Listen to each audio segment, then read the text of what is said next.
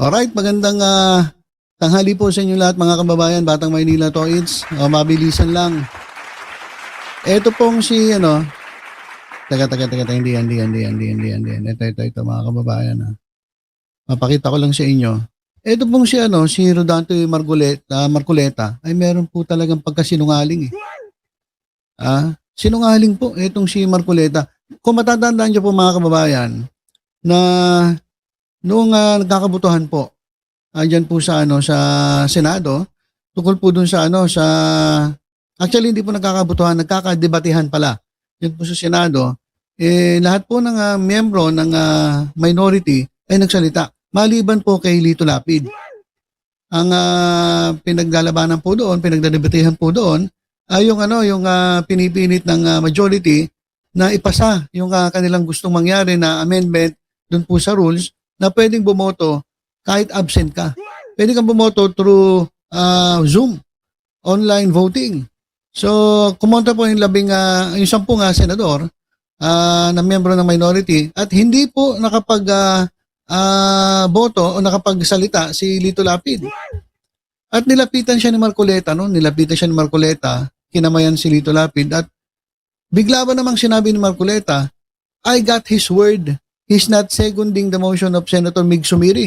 Lahat po nag-second kasi. Nag-second doon sa sinabi ni Migs na dapat hindi pala yun sa video pala to. Sa video ni Amy Marcos. Yung inilabas sa video ni Amy Marcos na banat doon sa minority. Kasi sinabihan niya na itong minority ay Bulaga 11. So nagalit doon si Mig Subiri. Kaya sabi niya, kailangan ma-take down yung video na yan. Stricken off the records ng Senado. So lahat po sila nag-second, nagsalita po silang lahat, pero kay Lito Lapid. Ito ngayon, sabi ni Marcoleta, hindi po daw isi-second ni Lito Lapid ang motion ni Senator Mig Subiri. So, mga kababayan, kasinungalingan po yan. Kasi kinabukasan nagsalita si Lito Lapid, ang sabi niya, ang akala niya kasi magbobotohan. Alam niya, minsan wala rin sa wisyo to. Wala sa wisyo eh. Tahimik lang dun eh. So, sabi niya, hindi ko, akala ko kasi magkakaroon ng botohan. Hindi ko po sinekod yung sinabi ni Senator Mig Subiri. At wala palang sinabi si Senator Lito Lapid na ganoon, na hindi siya magsisekond. Lang sinabi ni Marcoleta, ang lakas pa ng loob, sinabi pa doon sa mikropono. So, apakasinungaling nito ni Rodante Marcoleta. Kasi nagsalita si Lito Lapid kinabukasan eh. Kasi kumalat na po yung chismis na ito si Lito Lapid ay lilipat na po sa majority dahil nga hindi nag-second doon sa sinabi ni Senator Migs na tanggalin yung video ni Amy. Sabi niya, hindi po totoo yan. Wala pong katotohanan yan. Akala ko po kasi magkakaroon ng botohan. Kasi kung sakaling nagkabotohan, tataas ko yung kamay ko at boboto ako na tanggalin ni Amy Marcos yung video. O tanggalin ng Senado yung video ni Amy Marcos. Ayun po yung nangyari. So, apakasinungaling pala nito ni Rodante Marcoleta. Nilagyan niya ng salita yung bibig ni Lito Lapid na hindi naman siya nagsalita nung nilapitan ni Marcoleta eh. So, talaga nito. Paano mo aasahan na mag-lead sa isang komite? Yan si Marcoleta na sinungaling. Ito mga kababayan may nakasulat dito sa Daily Tribune na sinungaling nga ito si Marcoleta. At ito naman guys ito naman po pag-usapan na rin natin. Ito po si kala mo talaga ito ay pagkabait-bait mga kababayan at pagkabanal-banal at makajos. Ingat po kayo mga kababayan. Kapag ganyan po. Kasi kung mapapansin nyo, minsan yumuyuko talaga yung lumuluhod. Nag-iingat po kayo. Kasi according to the post, yan mga kababayan sa post na yan, sabi rito, not everything that looks or sounds holy comes from God. Hindi po yung mukha o parang naririnig ninyo na parang banal, galing po sa Diyos. Mga kababayan, kasi etong si Satanas mismo ay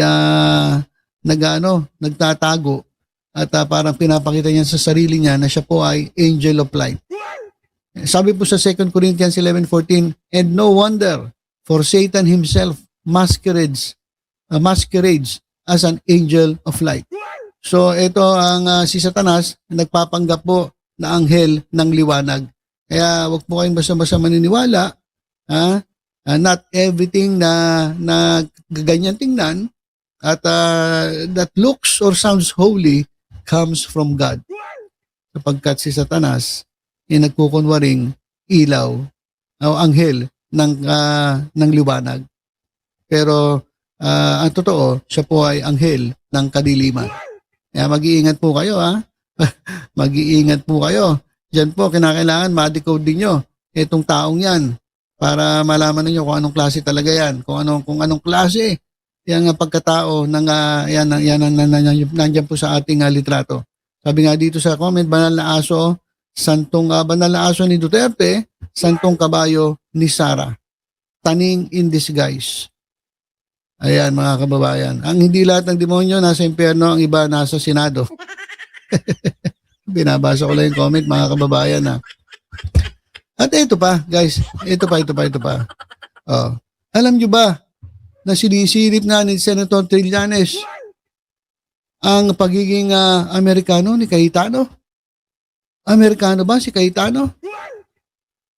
Yung citizenship ba niya ay American?